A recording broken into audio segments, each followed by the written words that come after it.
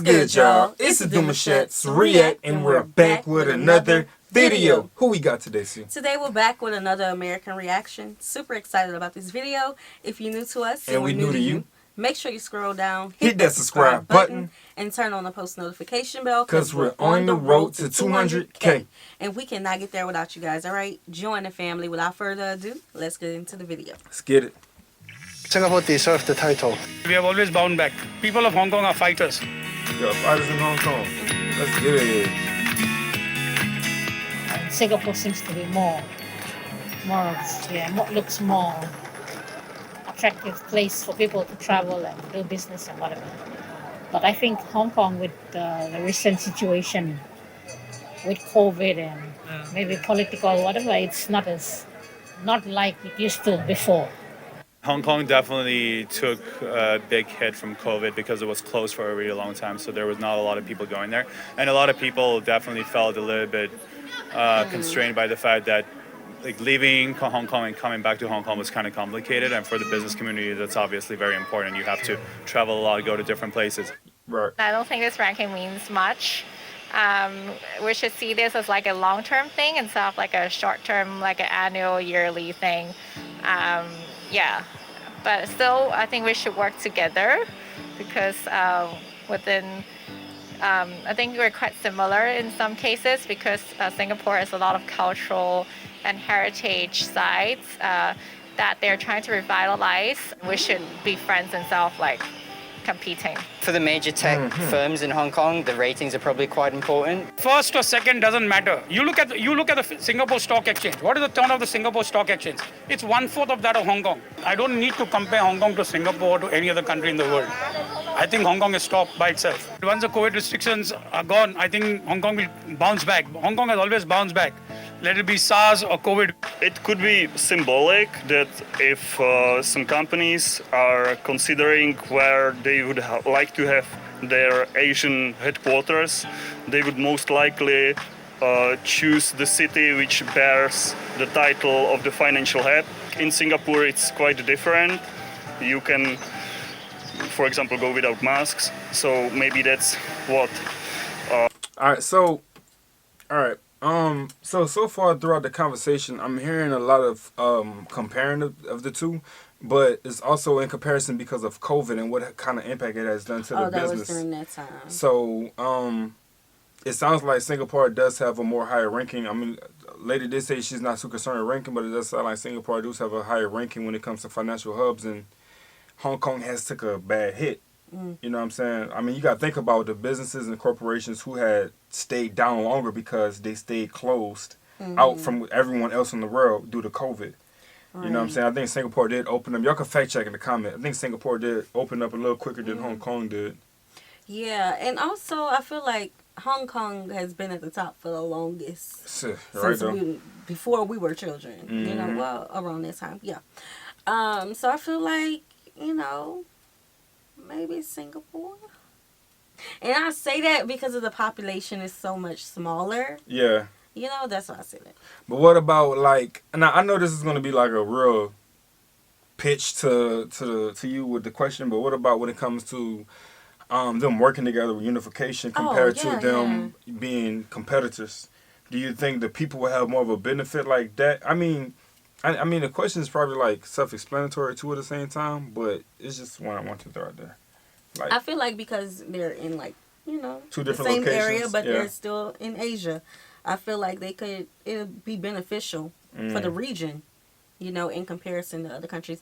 I never like when countries on the same continent compete. But you know, that's all stats though, because when you look at the stats and they say who has the highest this, who's doing better with this, they look at the ranking and they see who can they get more tourists to come and visit, more people to come and visit, more people to come and move there businesses due to moving businesses there. With the business, like all that stuff is important. So I think when you look at it like that, it's going to always be a competitive thing, and I don't think they necessarily will want that, but because of stats and whatnot, like community, they want their population to still look vibrant and, you know, growth healthy and stuff like that, you know. But look at the Singapore airport. When you come there, look at it though. You could just stay at the airport. Mm-hmm. You know, so I feel like, and especially with, you know, them working on their heritage sites and things like that, building up the tourism industry more, you know, I feel like Singapore is coming. It is. I think Singapore, I'm not sure, I have to look at it, but I think Singapore has already surpassed them because of COVID. Oh.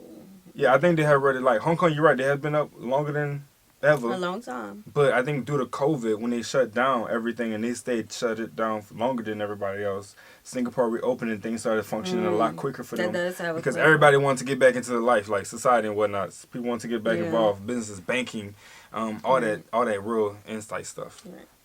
Business considering as a disadvantage of Hong Kong right now. Maybe that I've seen lots of companies moving to Singapore. Most important is the policy must be more freedom, just like before, not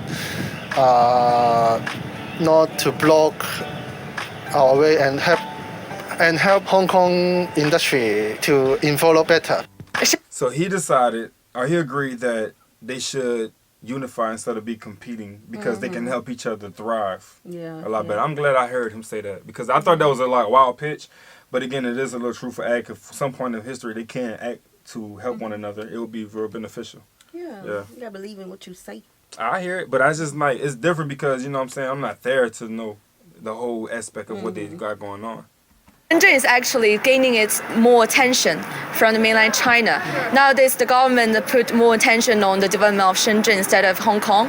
So if we want to draw attention, make these talents come back to Hong Kong, I think the government should pay attention to this quality of life, like how they can make their citizens' life better. Hong Kong recently introduced some new visa regulations for high-earning expats, which is really good. Like, because as far as I know, they're even better and more. They're better than what Singapore is offering to higher-earning expats. But I think overall, like the relaxation of policies, and there definitely has to be a lot of, let's say, PR work done in regards to proving that Hong Kong is a safe hub for foreign investment. I think China can do a lot for the city because they can either invest here or let foreign countries to invest here. So maybe just open it more for foreign investments and the COVID issue, of course. COVID policy is not entirely in Hong Kong's hands. Mainland China is the main determinant for the COVID policy. So as long as mainland China is closed off and has a zero COVID policy, then it's very difficult for Hong Kong to operate like Singapore. I think Hong Kong government need to accept the COVID-19 is become normal phenomenon in the world. Maybe we can open more of the travel. We can let more people come Hong Kong and no need to have 0+3. The Chinese market seems very sort of saturated and like it's starting to plateau, and people might think they want to diverge to Southeast Asia. So one thing for Hong Kong would be to prove to people that it's stable by like efficient regulation and etc. And maybe expand its presence to East Asia as well. I still believe in Hong Kong. Since we have so much history and we've tried so hard to develop and to have a good foundation for so long, we shouldn't be very easily for other people to just hit us down. I'm born in Hong Kong, born and raised in Hong Kong, so definitely my allegiance goes to Hong Kong. I want Hong Kong to be number one. I understood that 100%. Okay, I feel like because China has been at the top for so long. Yeah. I feel like, you know, the pandemic may have had impact on them as a financial hub, but I feel like, you know, they'll come back faster, but Singapore has an opportunity to be on top. Man, Singapore is very wealthy. Yeah. Very wealthy. But you gotta think about it. during that time with COVID and them being closed out for so long, businesses was ready to make their money again. And I heard somebody mention that they started to move businesses over because they couldn't make the revenue that they was making before the pandemic. So it's understandable at the same time. I mean, you got to hold your ground, have faith in your business, because a lot of people lost businesses, closed businesses. They had to move businesses. So it's like, it's different. You know what I'm saying? Those times was tough. But if you moved it around and you still made revenue or better revenue in that process, then it's a blessing at the same time. Yeah, I agree. But also, I remember us discussing in a long video ago about the cost of living there and how Singapore supports their residents and their citizens, and they come with a better package, you know. But also, Hong Kong, I feel like do a good job as well. But you know, the people. You know, it's hard when you have cities that have millions of people in it. Yeah. You know, like, they have small areas with millions of people. You gotta enforce more things. So, yeah. Truthful. Yeah. Yeah, and you gotta think about from a business aspect of it. Yes, more people, but, you know, you gotta keep up with the times. Yeah, people ready to move and get back active. Right. Yeah. All right. So this was a cool video. Let us know your thoughts. So we hope you guys enjoyed it with us. Like this video, subscribe, turn on the post notification bell. We have enabled our super thanks if you like to support the channel that way, as well as our reaction request form is in our description box below. We'll see you soon. Peace.